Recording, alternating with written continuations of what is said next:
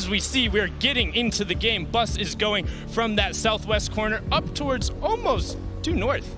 This initial drops are key. Who can get the good either close range weapon and close the distance, like Marksman right there. Oh god, Marksman and Vivid fighting again. Oh fuck. If he puts it down, Marksman wants to find a secondary weapon to be able to help him. The infantry rifle not going to be great. Already two clingers coming in towards him. That was close. So close there. Vivid does have a tactical. He clearly has another two clingers at least. And the hunting rifle shots are coming down. Or sorry, the infantry rifle, the newest addition to the Fortnite world here. Full stop. That's it. You don't come back. He has no shields right now. The sneak plays. That's why he's just holding up on that high ground. Vivid's looking for a shot. He wants to sneak one. He wants that big pot right there, and he is going to snag it. I don't think Marksman has a clear idea of where he is. Now he does. Oh, there's minis off to the side as well. Oh boy, the tables are turning here. My the god. Pool's going to go to Vivid's favor if he can catch an opportunity. But Marksman is throwing dynamite down towards him. Not going to let him set for that. He has to recognize he has those shields on the ground. I'm not sure if he saw it, but now this is a huge disadvantage for Marksman. Down 100 effective HP, so despite having the high ground, but the dynamite going to pop him and expose Vivid. He now knows exactly what hits him with one boogie bomb. Does he follow up with a second?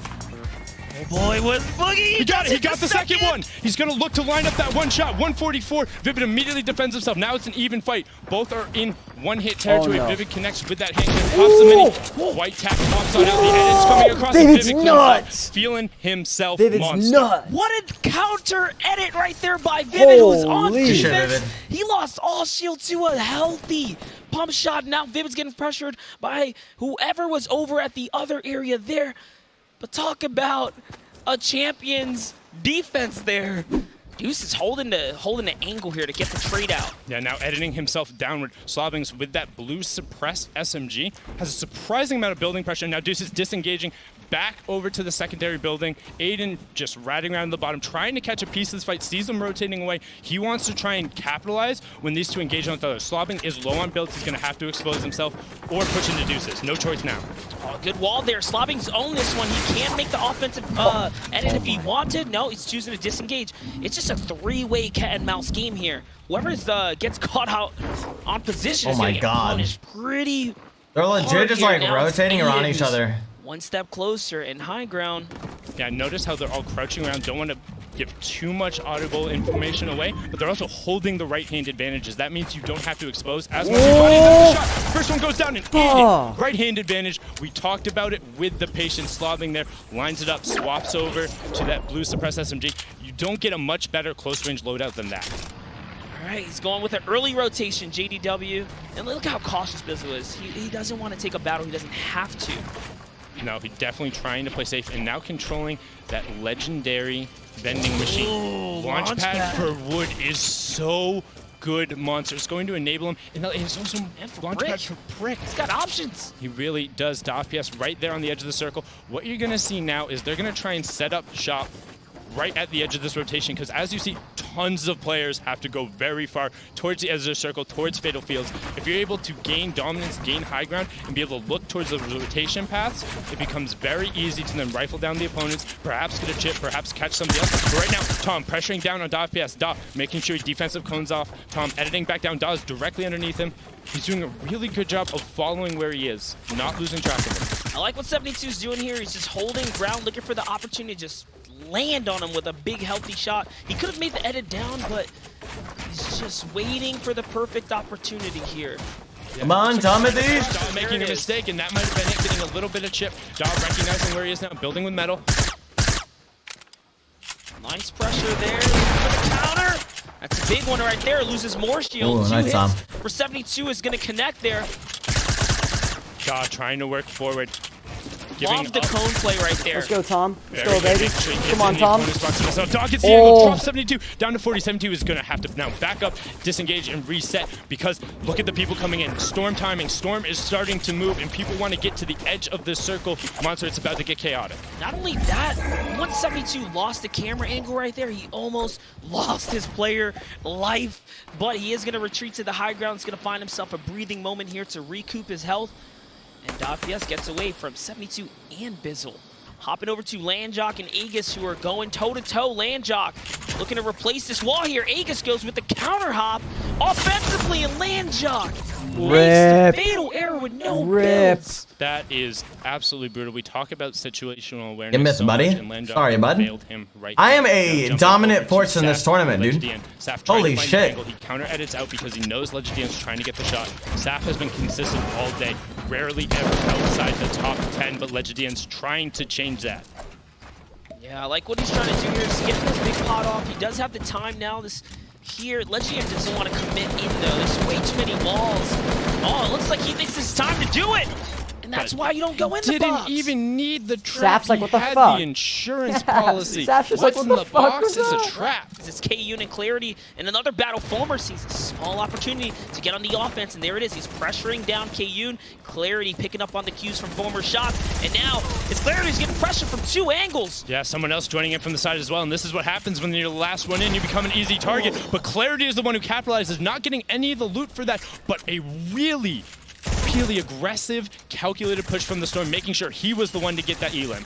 He's thinking about it. Yeah, now somebody trying to drop down on him. He's trying to defend. He was thinking about, is it worth? That was Fulmer who wanted a piece of it, but Saf's going to be able to go. What is that? Whoa! Saf pushes across, jump, 180. If he didn't get the siphon, he would have been eliminated immediately before because he's below the 50 HP. 36 is going to keep him alive, and that gives him a point. So now back up to that average point from there. That's going to push him into tied with Vivid, and on Tiebreakers, he's actually going to be above him coming through it. That's incredible right now. Look, Saf is back in the game right now. Absolutely incredible right there. And then Clarity had opted to disengage. Saf heard that, and then you see recycled utility. When people use a Rift to go, or they use a launchpad late game, everyone hears that audio cue, and then they run for it. They're like, I get free utility, I can go get that real quick. And then Saf, now, safe zone, middle next circle, got the elim, and he's going to heal up to 125 effective HP, even 100 if he wants to use the campfire. So this is, that's, oof. You are watching incredibly calculated young legend who dominated duos yesterday, trying to desperately repeat that clutch performance and put himself back in first place. On the Even broke. Oh my gosh. So do you want to break that down? No, you got it, dude. That's all you. Go ahead. Listen, Saf is being calculated with every single decision. He is losing. The reason he break the campfire, it gives off a smoke signal. It gives off a cue to the area. Every piece of information matters in the highest competitive levels of Fortnite. There's 100 different ways we could break down off a campfire play here. Yep, and now Naga Ops jumping over on 4 elims. Our current elim leader who is left in the match. One more will give him an additional point. 2 points will put him in the money, in that top 20 situation. That's what the players are fighting for. And now look at that, trying to find whatever shots he can with that legendary suppressed AR, catching people who are rotating. He has to leave pretty early on. He's at the backside of the circle, but he's looking like he's going to try and find people rotating, and there's a lot nearby. And this big elimination right here, because this is worth a point in this game format here. This next elimination will be his 5th, and then he will be so close to the big bonus. This is a big rotation here. He is looking for players. That's Whites. Makes the edit. The Storm unfortunately takes him out there, but it's a Rift to go. He catches it. Yeah, and look at all the players in the sky. That's what we talk about, recycled utility. You see that Storm Surge warning go away. That means players are being eliminated. We're now down to 30 players left. And look at those poach. Bizzle, Schmecht, Persecute, Clarity, Naga. Some opting to drop down to try and get a piece of the action on the low ground. They want elim. They want points. Trying to fall down on ultimate high is Naga Ops. But you see all of the tarps being built, players covering themselves from above and below, trying to not get picked when they're rotating. Naga dropping down on that middle tarp, metal out, 57 structures left. Notice how quickly he burns through this in favor of safety. It's gonna be a good game, he baby. He also chose to not use floorboards there because he knew a player was below him. Just those little opportunities to save up materials here. Naga's on the offense. That's a big hit right there. 66, there's another player below him. He's looking for blood here. Is he going to be able to find it? Here comes a low-level disengage now, and there's going to be a player right over to his right. Really be able to find the shop, now being pressured from above. Look at these diagonal tarps, making sure you're building out next to you, then covering your sides, editing forward. This is Bowman now on the low ground, sitting on 6 elims, picks up Armand. Will he be able to get the 7th for a point and then activate big Bowman bonus? has 6 trying kills. to drop down the play on the 100 shot, does not pick it up, gets eliminated by Tifu. Going in, 10 players left. Everyone just got to play some points. Mateo's dropped down, Tifu Saf killed Cloak, knocking its and builds then out Tifu killed from Bowman. underneath him. Tifu's popping off. This is Chaos. This is Tifu's Tifu game. now 4 elims. 8 players left, looking to find one more, getting those 2 points to catapult himself further into that top 20 after the last game. He's almost there. Now He's out of out mats. of builds, reliant on finding elims or cleaning Shaf up got other another kill. resources. Shaf has 6 Gross kills. on that low ground. Blue T trying to pick up the elim from the siphon. Bizzle ends up living in the storm. Tifu on the low ground with Kuros. Kuros ends up going down to the storm. Bizzle ultimate high. This is a 1v1 Bizzle versus Tfue here.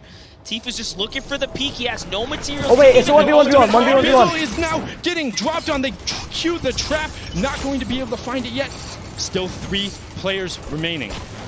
Tfue second there, I thought it low. was only 1 player, but it's not. No, he was sitting all the way up. He had popped the rip, and he was just hanging out above. Tfue trying to knock down the structures. Builds are beginning to fall. Will he catch it? Tfue goes down to Bizzle. Bizzle cleans it up with the pump into the SMG, and that is it. 3 elims Bizzle into popping the off. victory Let's royale. go. Incredible Let's performance go, coming Bizzle. out from him. He has to be happy. That's going to catapult him right into the conversation for the last game.